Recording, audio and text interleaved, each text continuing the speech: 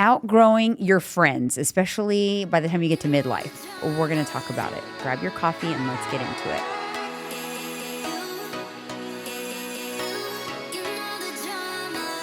Let's go. Yeah, you know what I wanted to talk about is, do you believe in that 7-year thing? Like every 7 years, you have like a different people around you. Like people have like 7-year shifts. Well, you think about it, we're going on year 16 of dating together, whatever you want to call it. 12 years of married, and look at our circle has shifted. Every 7 or so years it shifted. It's shifted a few times, and now it's like it's beyond small. So small. Yeah. So we tiny. have other friends, but it's different friends, and it's different industry now because of where we're at now with ourselves. Yeah, it does shift. Yeah. I think sometimes why it can get sad in midlife is because it shifts so much that it shifts and shrinks, I should say. It shrinks. Shrinks. You know, it gets smaller. You start realizing, though, who are the people that you really need in your life, and are they real people? You know what I'm saying? You start looking at people differently. Because we had our party era of friends. That's just a party era. So you have school friends when you're growing up. Then that kind of shifts. Yep. And then it's like even like high school friends, and everyone's like, oh, we're going to stay in touch, blah, blah, blah. Nope. And then it's college friends a lot of times. And then it's coworkers. Yep. Coworkers become your friend group. Kinda. Yep. For a while. Not me. I've never been in that, but yeah, that happens to people.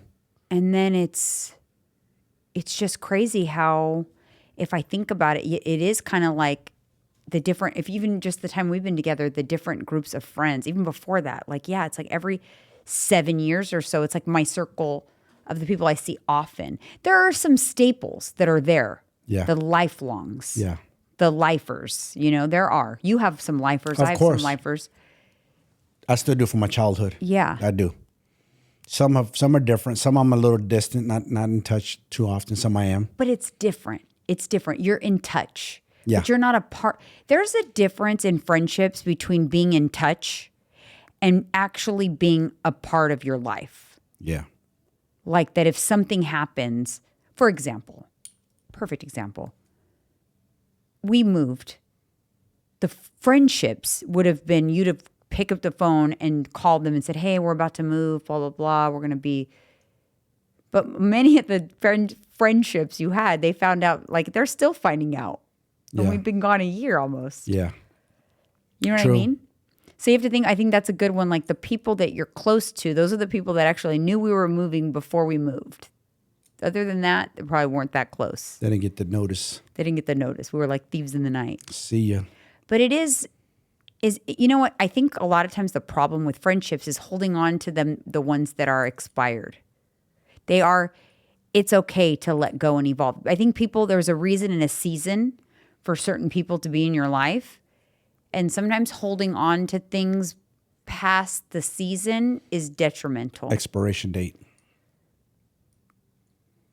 What didn't you say? Who's like your oldest friend? Ooh, I would say my boy Junior, one of them. Because you went back in the city, grew up together. We're both like, we hung out in the same park where we met. And didn't you fight the first time? I think we got into it. That's a typical We got into boy it like thing. or a basketball game or something. We're very young. I think I known him since I was like 10. Mm-hmm. And I'm 51? And he's, I think, a half a year older than me. I think he's 52. So he's one of my oldest friends. I haven't talked to him in a while, but he's somebody I grew up with. I still keep in touch with him once in a while. Yeah. Mauricio's another one. I met him at the gym. I was like 17. Yeah. You guys talk kind of often. Yeah. We keep in touch. So it's been, over 30 years? Yeah. And I got another friend, Mikey, that I knew from middle school. He's on LA. Yeah. I mean, I have like my friends from school that I keep in touch with on social media. Yeah. But not that like. Pick up the phone type stuff. And No. Yeah. No, it's like Lisa and I were raised like sisters because we're only 6 months apart. Yeah. That's like my longest run. It was 50 years, like my entire life, because she was already born when I was born. Yep. And and she's like, because we're the same age, going through the same thing, both moms, both kids are adults. Yeah. Like it's very like-minded. So we've always been kind of through the similar stages of life at the same time. So that's why it's kind of like maintained. Yeah. But I think the difference is when, like for my school friends, I went off and got married and had kids. They went and did the college thing. Yeah. And were wild. Now their kids are little or younger. Younger, And right, they're teenagers. just different. We never matched up our phases again. Yeah. They were different. But then I think you're right when you say like, then you create friends based on your lifestyle. You do? Sometimes I tell my clients this too, like, you know what? It's like friendships, there's a reason and season for people. But if you hold on to things beyond where you should, then it can become detrimental to the things you're trying to achieve. They can hold you back. Facts. So true. That's why, like, our community, like, we're in fitness and all that. We're going to vibe with those type of people because that's the lifestyle we live. And we're not like gung-ho fitness USA 24/7. No. We have a life outside of that. Yeah. But I'm just saying for our business coaching, that's just what we do. So we're going to attract that type of people because that's what we talk about a lot online. Yeah, like even by the time this comes out, we'll already be back. But going to One Up Nutrition, that's why everyone clicks very easily. Even though some people are new and you get to know them real quick. But why? Because we're all in the same space. We're all doing kind of similar things, coaching and into fitness. And so everyone kind of clicks very quickly. Yes. And, that's how people bond is through similarities. Yep. So the friendships that endure are the ones where you kind of still have a good amount of similarities. Then there are the friendships that kind of endure, but in a different way because of history. Because of history, there's like a tie that binds, right? Yeah. Is that what that saying is? Yeah. But you're really not a part of each other's everyday life, but you still cherish, and nothing happened. There's nothing that went bad. It's just that life stages change. So you let it drift, but you still have the history. Yep. I think Heather Dubrow said it in an episode of Real Housewives of Orange County, and she got a lot of shit for it, but she called one of the girls on the show like her historical friend. Like we're friends because we have a lot of history, but we don't really have anything in common anymore. And we're not like in each other's circle. So there's so many different, like, I think I have a lot of that. I have a lot of historical friends. Yeah. But I don't have a lot of people in my current circle. Yes. So yeah, I think I have, more of that. Like I keep in touch. And luckily because of social media. True. Because before social media, it was really hard. Remember when high school reunions were actually a big deal? Yeah. Because you didn't see anyone since you left high school? Like when I went to my 10-year high school reunion, it was a big deal to see people. Like, oh my God. Now it's like, what the fuck do you need a reunion? I see your ass every day. I saw what you had for breakfast. Yeah. You don't need a reunion. I see what you look like now. Yeah, like, That's funny because I have some friends from back in the day that follow me on social media. Like back in the day, like Frisco days, mostly on Facebook. Yeah, I do too. Might be some on Instagram. And I see them like, oh my God, we're in totally different phases of life.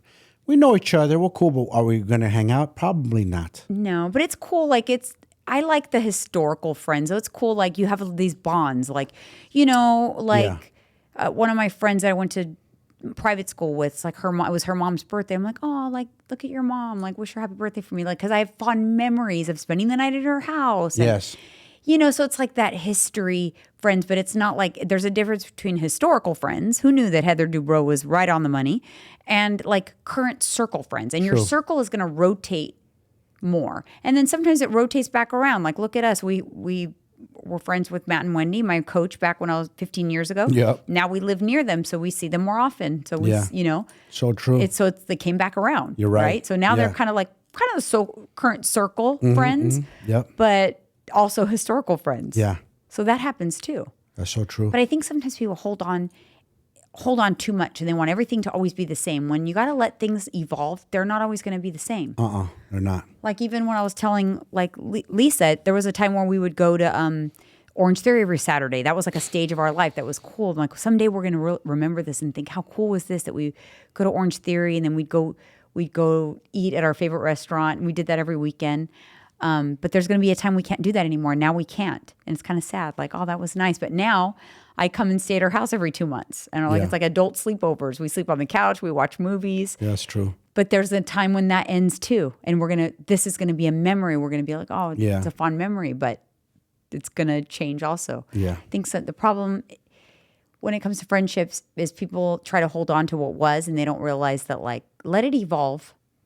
Let it evolve. It doesn't mean anything is bad or negative, but people change. Life changes. People change. Their political views change. Everything changes. People just change. Just the way. And sometimes you guys were vibing and clicking when you were younger, but now you're 20 years later, it's not the same person. Stages of life. It's not the same. It's to me, it's a lot to do with stages of life. Who enters into like grandparent stage together, or like even like my brother, because his kids are little, his kids are little, so he's now gravitating towards the family that has smaller kids. Of course, something in common, right? Yeah. Whereas your kids are growing, you're not going to gravitate towards little kids or families. No. Both of us aren't. That's just not our wavelength. Yeah. Because that's not where we are in our life. No. We're in the empty nester stage. And even though we're kind of like young empty nesters, I think, it feels like it. People are always shocked that we're empty nesters. Yeah, they trip out. So we would gravitate towards other people who either have no kids, who are also empty nesters, right? Yeah, exactly. Not the people that have little kids. Like you even have, like Vicky's a good friend of yours, but she's in a different stage of life. Yes. She's with little kids and families and birthdays. And so there was a time when immediate circle, right? But now, because she's in a different stage of life, it's all about ages and stages. That's it. But it doesn't mean it can't come back around with the true friendships, or it doesn't mean that the history doesn't matter. But not at all. I just think it's interesting. It is. All right, you guys. We'll see you on the next one. Later.